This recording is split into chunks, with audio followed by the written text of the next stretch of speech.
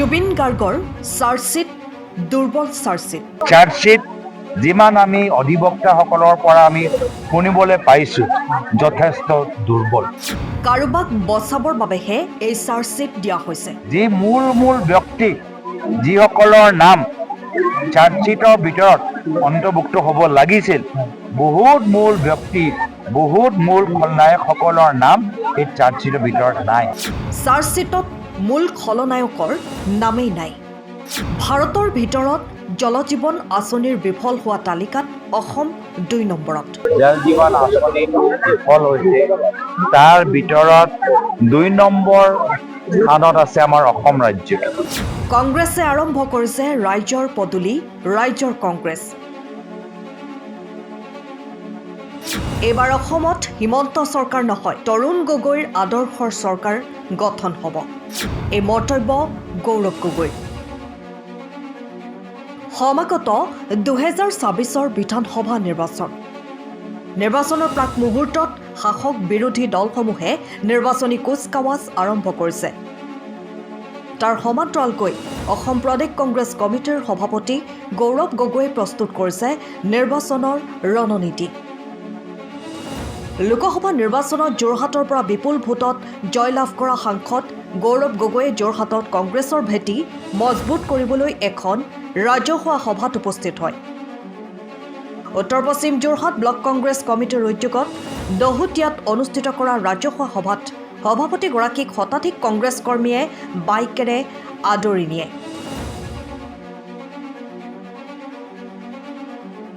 প্ৰদেশ কংগ্ৰেছৰ সভাপতিগৰাকীয়ে ৰাজহুৱা সভাত বিজেপি চৰকাৰৰ ব্যৰ্থতাৰ কথা উদঙাই ভাষণত কয় যে বৰ্তমান ভাৰতৰ ভিতৰত জল জীৱন আঁচনিৰ বিফলতাৰ তালিকাত অসম ২য় স্থানত আছে। লগতে অহা বিধানসভা নিৰ্বাচনত ৰাইজৰ পদূলি, ৰাইজৰ কংগ্ৰেছ নামেৰে এটা বিশেষ কাৰ্যসূচী ৰূপায়ণ কৰি ৰাইজৰ মনৰ কথা বুজ ল'ব বুলিও জনায়। সভাৰ শেষত দলীয় কৰ্মীসকলৰ সহযোগত জল জীৱন আঁচনিৰ দুৰ্নীতিৰ বিৰুদ্ধে এক প্ৰতিবাদী কাৰ্যসূচীত অংশগ্ৰহণ কৰে।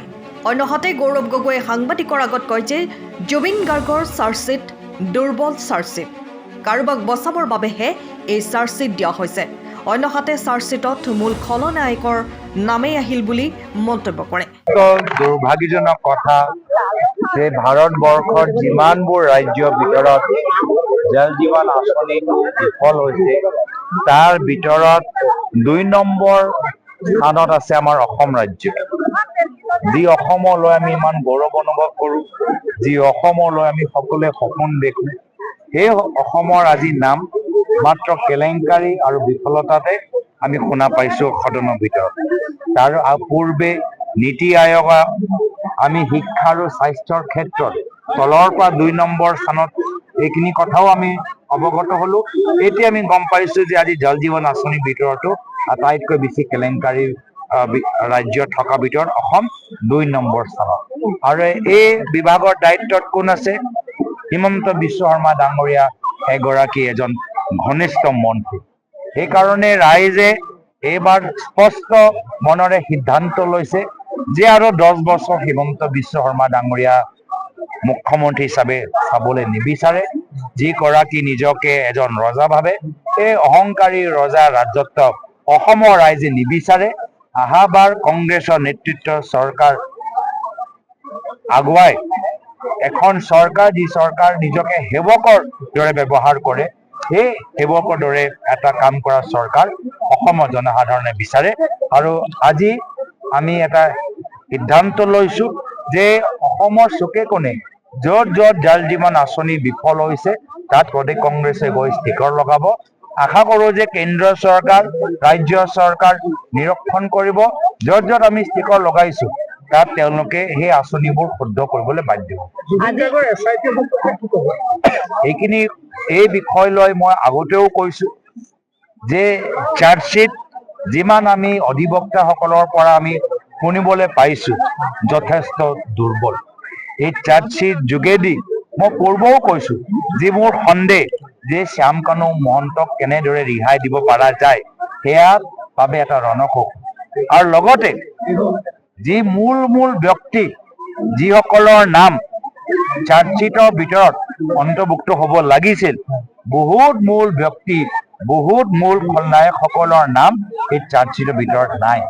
তো সেইকাৰণে আজিও যে আমি ন্যায় পাম সেয়া লৈ বহুতৰ মনত প্ৰশ্ন, বহুতৰ মনত সন্দেহ, একে সন্দেহ আমাৰ মনতো আছে। আপুনি আৰু খলনায়ক কাৰোবাৰ নাম ক'ব নেকি যে থাকি যোৱা SIT নাম থাকি যোৱা? না বহুত খলনায়ক ভালকে তদন্ত হলেহে আমি মূল খলনায়কৰ নাম আমি ক'ব পাৰিম।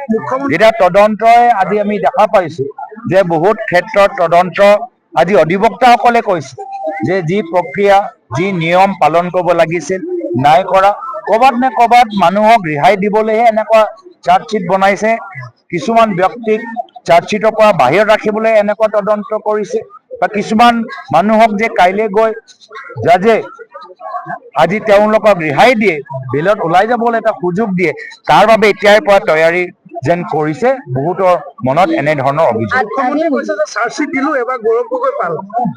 মুখ্যমন্ত্ৰী আজি ভয় কৰে যে গম পাই গৈছে যে তেওঁ মুখ্যমন্ত্ৰী হিচাপে আৰু ঘূৰি নাহে, সেইকাৰণে এইকেইটাই দিন যিমান আৰু ভাবুকি দিব লাগে দি থাকক, তেওঁ ভাবুকি আমি কেয়াৰ নকৰো, আই ডোন্ট কেয়াৰ।